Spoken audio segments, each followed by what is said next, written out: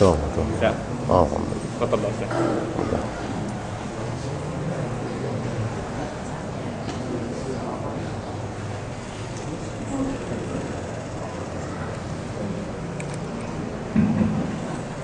Assalamualaikum warahmatullahi wabarakatuh. Waalaikumsalam. Innal hamdalillah nahmaduhu wa nasta'inuhu wa nastaghfiruh wa na'udzu billahi min shururi anfusina wa min sayyiati a'malina. Man yahdihillahu fala mudilla lahu wa may yudlil fala hadiya lahu. Asyhadu an la ilaha illallah wahdahu la syarika lahu wa asyhadu anna Muhammadan 'abduhu wa rasuluhu wa ba'd. Kita melanjutkan penyimpangan-penyimpangan terhadap tauhid asma wa sifat. Beliau mengawali dengan tahrif. Tahrif merubah-rubah. Apa yang dimaksud merubah di sini? Merubah secara arti. Kalau merubah secara lafaz, tidak ada yang berani. Ada berani aliran sesat mencoret lafaz Ar-Rahmanu 'alal arsy istawa? Tidak ada. Ya. Wa yadahu mabsutatan, kedua tangan Allah terbentang. Ada aliran sesat yang berani menghapus lafaz ini? Tidak ada yang berani. Berbeda dengan Yahudi dan Nasrani, mereka berani.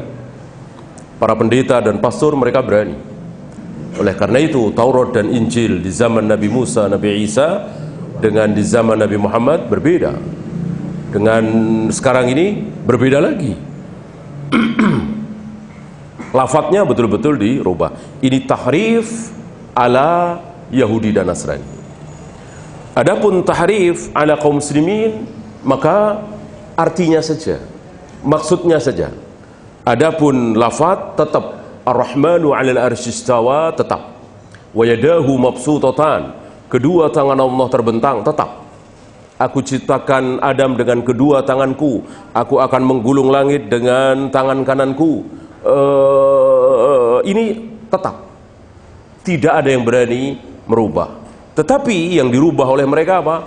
Maksudnya. Maksud tangan di sini apa? Kekuasaan Allah. Ini tahrif. Gitu. Ini bukan takwil yang hak, bukan tafsir, keliru. Keliru, ya. Orang mengatakan tafsirnya tangan Allah, tafsirnya adalah kekuasaan Allah. Keliru. Mana keterangan dari Nabi?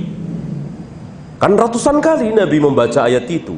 Dan Nabi tidak pernah menerangkan, Nabi tidak pernah menyampaikan bahwa maksud tangan di sini adalah kekuasaan. Ya. Apa bedanya tahrif dengan takwil? Apa bedanya tahrif dengan takwil? Tahrif pasti batil. Takwil ada yang batil, ada yang hak. Kalau tidak salah pernah kita bahas contoh takwil yang hak. Apa? Ucapan Nabi Yusuf. Ucapan Nabi Yusuf kepada ayahnya ketika ayah dan ibunya berikut 11 saudaranya sujud kepada beliau. Antum tahu, menghormati orang dengan sujud itu boleh kapan? Sebelum Nabi Muhammad SAW. Sebelum syariat Nabi Muhammad SAW, menghormati orang dengan sujud, dengan cara sujud boleh. Kan pernah kita bahas kan? Oleh karena itu ini menjadi pemandangan yang biasa sehari-hari di Yaman. Yaman kan Nasoro. Banyak pendeta dan pastor. Dilihat sehari-hari oleh Mu'adz bin Jabal. Kan Mu'adz bin Jabal diutus oleh Nabi untuk berdakwah di Yaman. Menjadi pemandangan sehari-hari. Menghormati para pendeta, para pastor dengan sujud. Bukan nyembah, bukan. Maksudnya bukan nyembah. Kalau sujud kita sekarang ini kan nyembah. Maksudnya menghormati. Gitu. Sama dengan kita sungkem kan maksudnya menghormati. Sama dengan kita membungkukkan badan kan maksudnya menghormati. Nggak ada maksud menyembah kan? Tapi itu nggak boleh. Gitu. Dulu boleh. Dari mulai zaman Nabi Adam sampai zaman Nabi Isa boleh. Entah berapa ribu tahun lamanya manusia boleh sujud kepada sesama manusia untuk menghormati, bukan untuk menyembah. Nabi Yusuf disujudi oleh ayah dan ibunya berikut 11 saudaranya. Nggak ada yang tahu kalau itu Yusuf. Kan waktu dibuang ke sumur itu kecil sekali. Mungkin 3 tahun, 4 tahun orang berpegangan di tali kuat nariknya. Kalau belasan tahun kan nggak kuat. Ya, kecil sekali. Mungkin 5 tahun, 4 tahun. Ya tentu lupa, sekarang sudah dewasa. Sudah menjadi pembesar di Mesir. Lalu mereka datang 11 saudara Nabi Yusuf berikut ayah ibunya. Menghormati pembesar Mesir dengan cara sujud. Selesai sujud, Nabi Yusuf mengatakan, "Ya abati hadza ta'wilu ru'yaya min qabl." Ini takwilnya wahai ayah, ya. Wahai ayah, aku ini Yusuf. Wahai ibu, cerita begini. Hadza ta'wilu ru'yaya min qabl.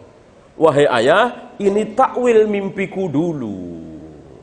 Ya, kan di awal surat Yusuf beliau waktu masih kecil itu berkata kepada ayahnya, "Inni ra'aitu ahada asyara kawkaban wasyamsa wal qamar ra'aituhum li sajidin." Wahai ayah, aku bermimpi melihat 11 bintang, berikut bulan dan matahari, semuanya sujud kepadaku. Ayahnya siapa? Nabi Yakub tidak menjawab. Tidak mentakwil mimpi itu. Ini antum biar tahu takwil itu apa. Tidak mentakwil mimpi ini. Beliau hanya mengatakan, la taqsus ru'yaka ala ikhwatik. Jangan engkau ceritakan mimpimu ini kepada saudara-saudaramu. Ini mengandung arti bahwa jangan menceritakan mimpi baik, ini kan mimpi baik, kepada orang yang tidak suka kepada kita, yang kita tidak percaya kepada mereka, mereka tidak percaya kepada kita. Ya, ceritakanlah kepada ayah, ibu, guru kita, teman akrab kita, gitu. Ya. Nah, ketika di kemudian hari ayah ibu Nabi Yusuf berikut 11 saudaranya sujud kepada Nabi Yusuf langsung mengatakan, hadza ta'wilu ru'yaya min qabl. Inilah takwil mimpiku dulu. Ini takwil yang hak, takwil yang benar. Berarti tidak semua takwil salah. Berbeda dengan tahrif. Tahrif pasti salah. Tidak ada tahrif yang benar.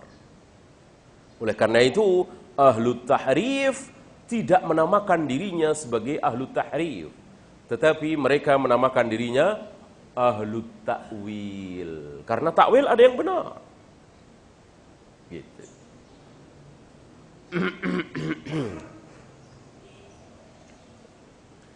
Takwil yang benar itu apa? Ya tafsir. Kan Nabi Yusuf mengatakan, wahai ayah, ini takwil mimpiku dulu. Maksudnya apa tafsir? Kan kita mengenal tafsir mimpi, ya kan? Mimpi itu kan ada tafsirnya. Tetapi tidak boleh menafsirkan mimpi yang apa? Mimpi yang apa yang tidak boleh ditafsirkan? Yang tidak boleh ditakwilkan? Mimpi buruk. Seluruh mimpi buruk tidak boleh ditafsirkan. Harus dibiarkan, bahkan dilupakan, bahkan dilemparkan, bahkan diludahi. Kan gitu. Kan sunnah ketika kita mimpi buruk, lalu terbangun, mendusin, sunnah kita meludah ke kiri. Meludah tipis ke kiri. Kenapa? Iya, untuk menunjukkan bahwa kita nggak takut. Kita nggak tergoda, kita tidak bergeming, kita tidak merasa takut. Karena itu kan dari setan. Seluruh mimpi buruk adalah dari setan. Ya. Masuk dari setan ditakwil. Ya, nggak boleh. Nah, barangkali antum nanya, mimpi buruk itu apa sih? Mimpi buruk itu apa sih? Bisakah antum membedakan mimpi baik dengan mimpi buruk? Bisa apa tidak? Ya gampang sekali. Gampang sekali. Membedakan mimpi baik dengan mimpi buruk sulit apa gampang? Gampang sekali. Gimana caranya? Ya sama dengan kita nggak mimpi. Apa antum nggak bisa membedakan kebaikan dengan keburukan? Gitu. Ketika antum mukul teman antum nggak salah apa-apa, baik apa buruk? Buruk. Ketika antum mimpi seperti itu, mimpi buruk. Berzina, minum khamar, berjudi, baik apa buruk? Buruk. Ketika antum mimpi seperti itu, mimpi buruk. Salat, puasa, zakat, haji, berjihad, baca Al-Quran, baik apa buruk? Baik. Ketika antum mimpi seperti itu, ya mimpi baik.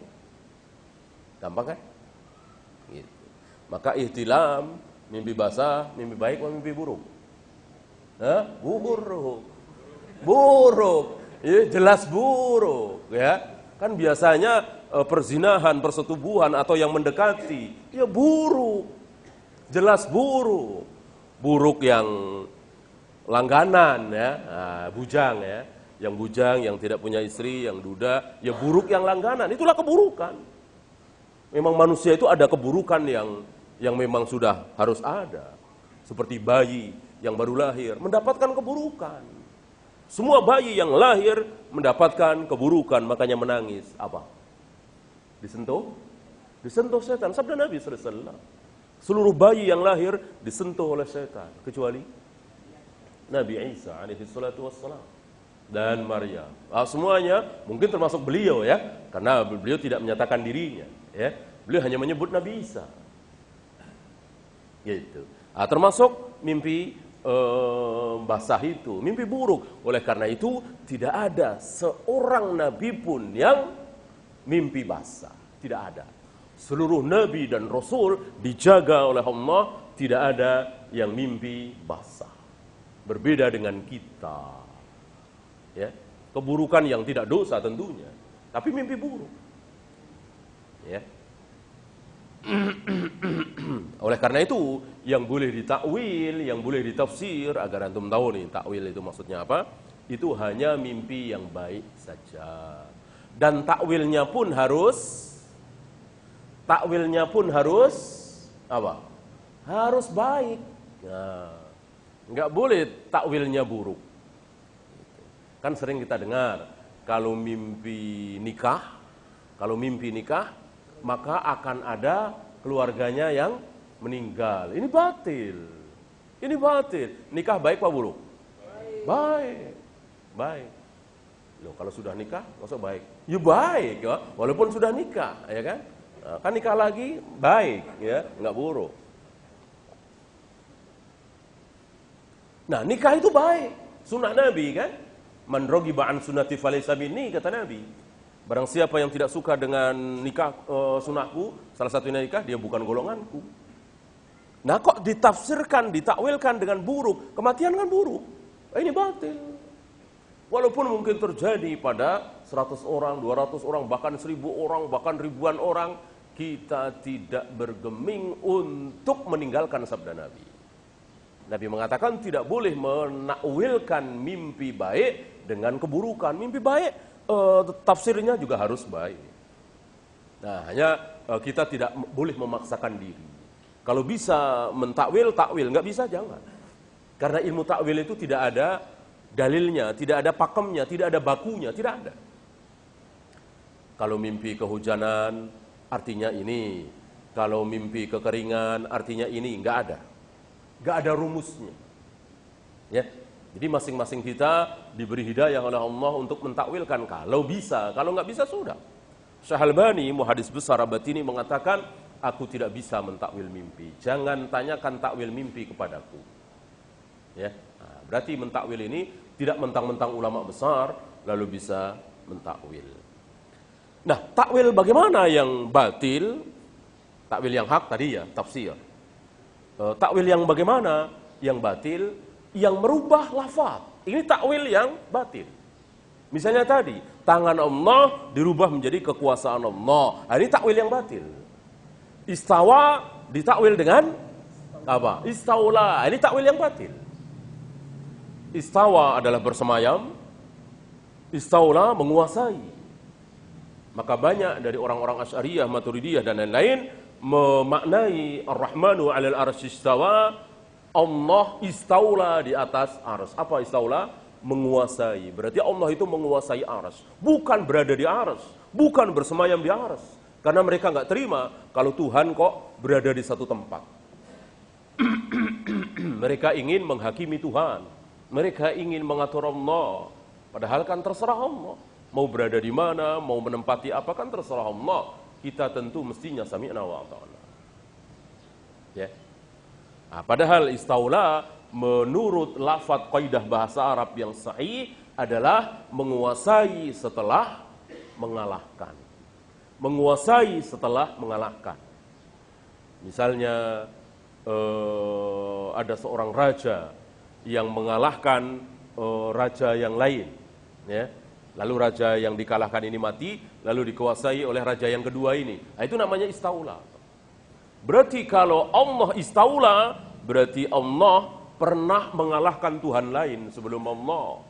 Lalu Allah menguasai arsy. Tentu makna ini batil sekali, bahkan kufur.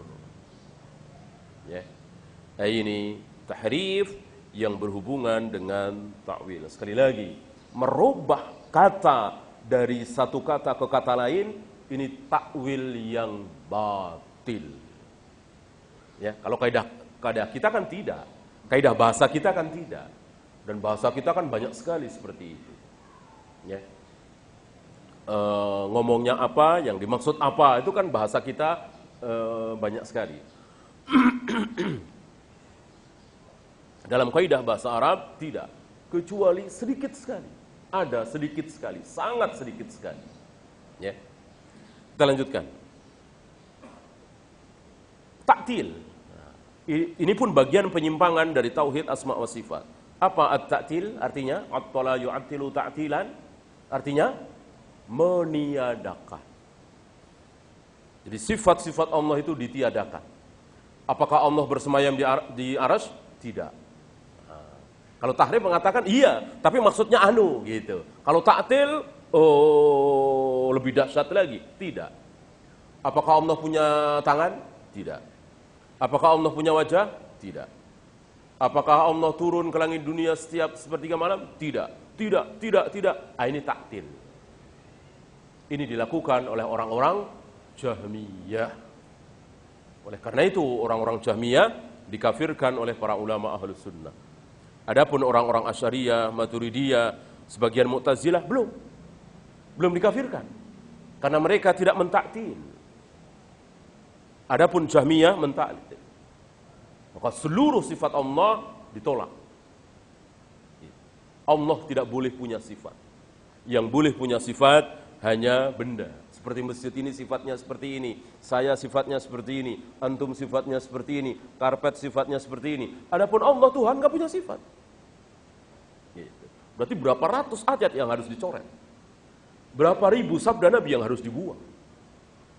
Kan lihat ayat dan hadis menyatakan bahwa Allah mendengar, Allah melihat, Allah cemburu, Allah murka, Allah senang.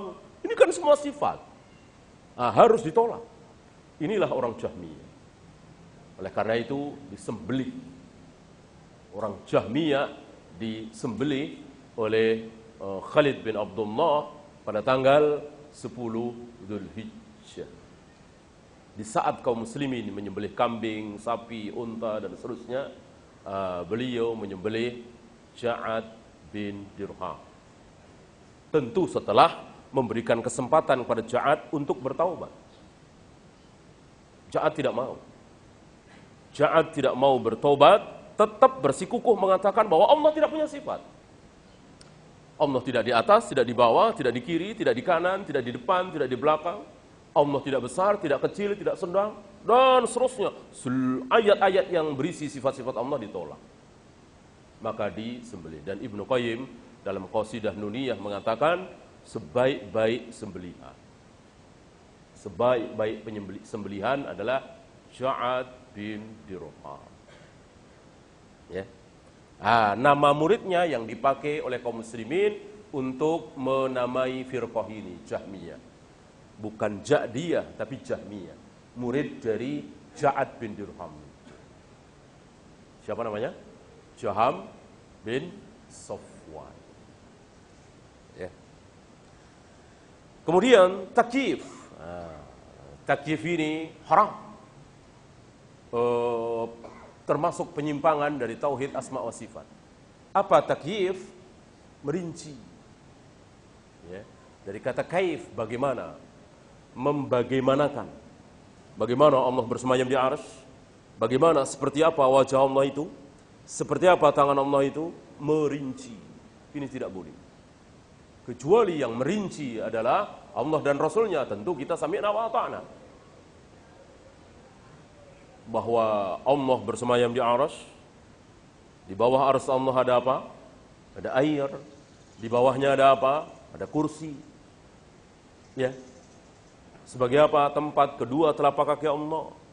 Di bawah kursi ada apa? Ada langit ketujuh, keenam, kelima, terus sampai ke satu. Ibarat cincin di tengah padang pasir dan seterusnya sudah sering kita bahas. Ini kan sedikit rinci.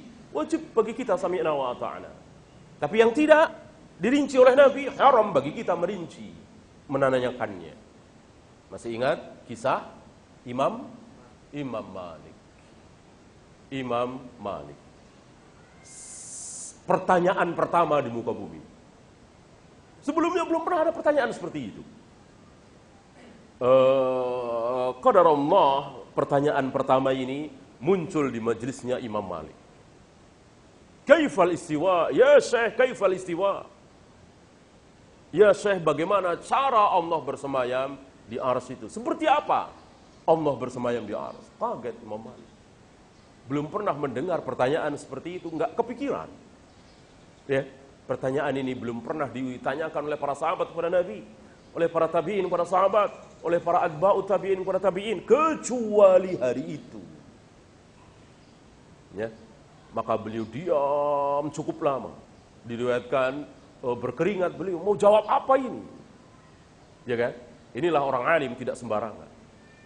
Allah memberikan hidayah, menolong beliau, menunjukkan beliau kepada kebenaran. Maka keluar dari mulut beliau ucapan yang ditulis oleh para ulama sepanjang zaman. Ya, ini menunjukkan bahwa para ulama betul-betul warasatul anbiya, pewaris para nabi.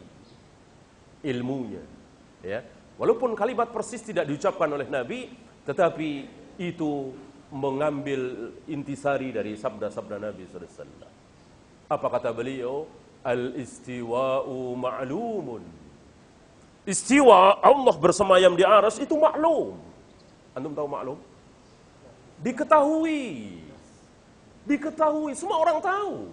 Rasul tahu, Abu Bakar, Umar, Bilal, sampai sahabat yang rendah, Mughis, Barirah tahu bahwa Allah bersemayam di arsy. Semua kaum muslimin tahu. Wal imanu bihi wajib. Dan mengimani, meyakini bahwa Allah bersemayam di arsy, hukumnya wajib. Berarti kalau nggak percaya kufur, kan begitu. Wal kaifiyatu majhul. Caranya seperti apa? Kaifiyahnya, rinciannya majhul. Apa majhul? Lawan kata maklum. Kalau maklum kan diketahui oleh semua orang. Majhul, nggak ada yang tahu. Nggak ada yang tahu, termasuk Abu Bakar, Umar, bahkan Nabi SAW nggak tahu. Bagaimana ditanyakan orang nggak tahu? Majhul. Was-su'alu anha bid'ah, dan bertanya tentang bagaimana cara Allah bersemayam adalah bid'ah, dan ini ahlul bid'ah. Ya, fa'akhid hadzal mubtadi. Keluarkan ahli bid'ah ini dari majelisku, dan dikeluarkan. Luar biasa istimbat dari Imam Malik, kesimpulan dari beliau. Ya, dan apa yang dilakukan oleh Imam Malik tidak mengandung fitnah, tidak menyebabkan keburukan pada kaum muslimin. Ya, karena seluruh kaum muslimin sikoh kepada beliau. Maka yang kecil yang diusir itu, Imam Malik tetap besar. Tentu kita tidak boleh sembarangan mengikuti Imam Malik. Ya. Kecuali yang melakukan ini Rasul, ya. Kan ucapan Nabi, perbuatan Nabi kan dalil. Ucapan Imam Malik kan tidak sesuai dengan keadaan masing-masing. Ya. Maka tidak boleh antum simpulkan berarti kalau ada orang yang bertanya tentang bagaimana sifat Allah, bagaimana cara Allah bersemayam, bagaimana cara Allah turun ke langit dunia, kita usir saja dari majelis. Enggak boleh. Kesimpulan yang buru-buru. Gitu. Kita boleh melakukannya jika apa? Jika ilmu kita seperti Imam Malik. Satu. Ini istinbat dari Syekh Ali Hasan. Yang kedua, jika yang hadir di situ jamaahnya persis seperti jamaahnya Imam Malik. Jika zaman itu zaman seperti zaman Imam Malik, tentu mustahil. Mana ada hari ini orang seperti Imam Malik? Mana ada jamaah hari ini seperti jamaahnya Imam Malik? Ya, oleh karena itu jangan ditirukan. Ya, ini takyif. Satu lagi tamsil. Apa tamsil? Menyerupakan. Walaupun sedikit, tapi ini ada. Ada. Orang yang mengatakan bahwa Allah bersemayam, ya seperti kita bersemayam. Allah turun ke langit dunia, ya seperti kita turun. Dan fitnah ini ditujukan kepada siapa? Syekhul Islam Ibn Taimiyah. Dan ini fitnah. Siapa yang memfitnah? Seorang pengembara muslim yang konon sampai ke Sumatera mengembara. Ibnu Battuta. Ibnu Battuta di sezaman dengan Syekhul Islam, pengembara, mengucapkan kebohongan bahwa aku masuk ke Masjid Damaskus dan aku mendapati Ibnu Taimiyah turun dari mimbar sambil mengatakan bahwa Allah turun ke langit dunia persis seperti aku turun dari mimbarku ini. Ini kebohongan Ibnu Battuta atas nama Syekhul Islam. Kenapa? Syekhul Islam tidak pernah di mimbar. Kenapa? Beliau berseberangan dengan khalifah, kekuasaan.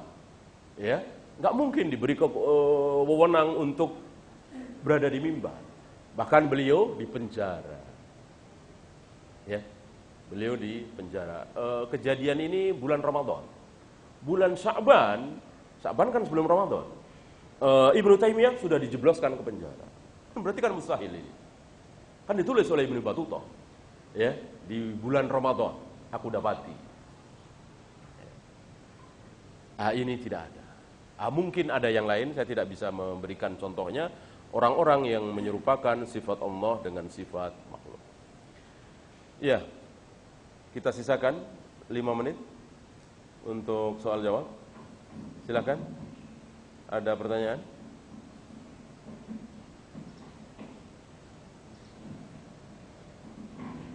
Assalamualaikum warahmatullahi wabarakatuh.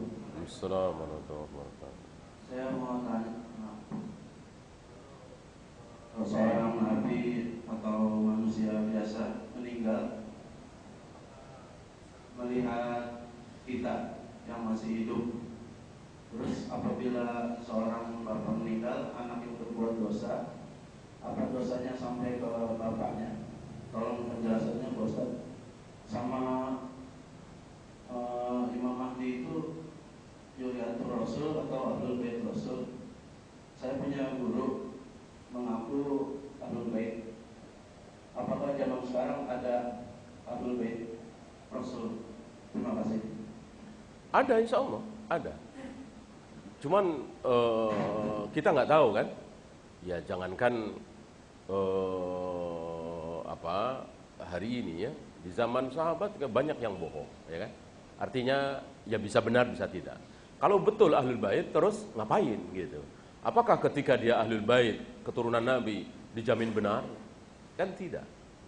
Bagaimana anak langsung seorang Nabi Nuh, itu Kan'an, berada dalam kekafiran. Gitu. Kemudian tentang apakah orang yang sudah mati bisa melihat orang yang masih hidup? Jawabnya tidak. Mau setinggi apapun kehebatannya, kemuliaannya, tentu tidak menyamai kemuliaan Nabi. Nabi aja nggak tahu. Kan terkenal hadis Haud.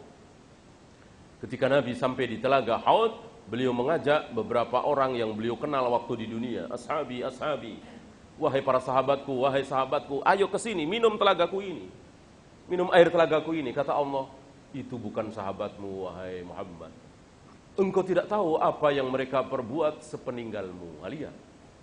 Jadi waktu Nabi hidup, betul, mereka sholat bersama Nabi, jihad bersama Nabi. Ketika Nabi wafat, mereka murtad, keluar dari Islam. Yang Nabi palsu itu, yang tidak mau bayar zakat itu. Apakah mereka sahabat? Bukan, Nabi nggak tahu. Nabi tidak tahu ketika beliau sudah wafat. Bagaimana yang bukan Nabi? Gitu. Kemudian satu lagi tentang apakah dosa anak ditanggung oleh orang tua? Tidak. Tidak. Kalau kebaikan ya, ini kemurahan Allah. Ya, saya nggak pernah ngajarin anak saya baca Al-Quran misalnya. Saya nggak pernah ngajarin anak saya baca Al-Quran. Tiba-tiba anak saya bisa baca Al-Quran sama guru ngajinya. Apakah saya dapat pahala? Dapat. Karena dia anak saya. Ada dia karena dari saya. Kan gitu. Ini kebaikan. Kalau keburukan tidak. Kalau keburukan tidak. Ya. Kecuali ayahnya ikut andil. Gitu. Kalau anaknya rata-rata kan nggak ikut andil kan. Kalau anaknya ayahnya ikut andil, iya. Atau yang ngajarin. Gitu. Anaknya ini setelah gede nyopet mulu, ya. Waktu kecil diajak nyopet sama bapaknya, ya. Diajarin caranya begini, nak, pelan-pelan gini, ini. Ketika bapaknya meninggal, dapat dosanya karena dia ngajarin, kan? Dia ngajarin nyopet itu. Wallahu a'lam. Habis waktu? Satu lagi? Ada? Nggak ada? Nah.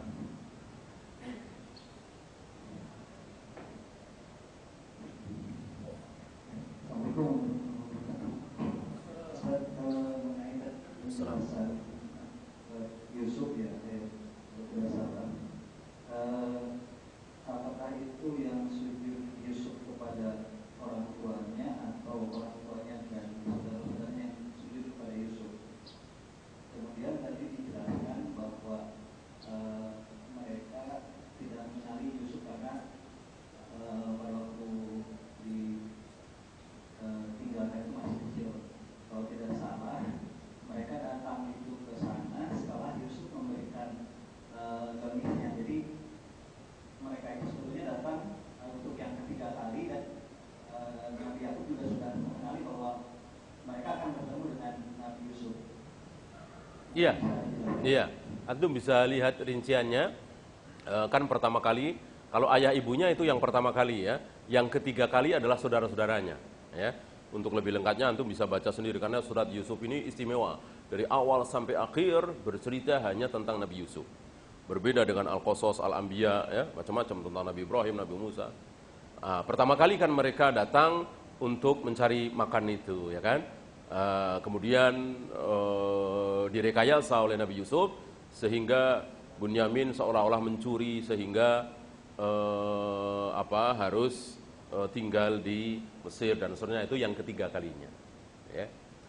Kemudian siapa yang sujud?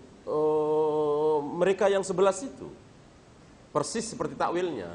Kalau Nabi Yusuf yang sujud berarti tidak tepat takwilnya, kan? Kan 11 bintang dan matahari dan bulan sujud kepada kepada Nabi Yusuf.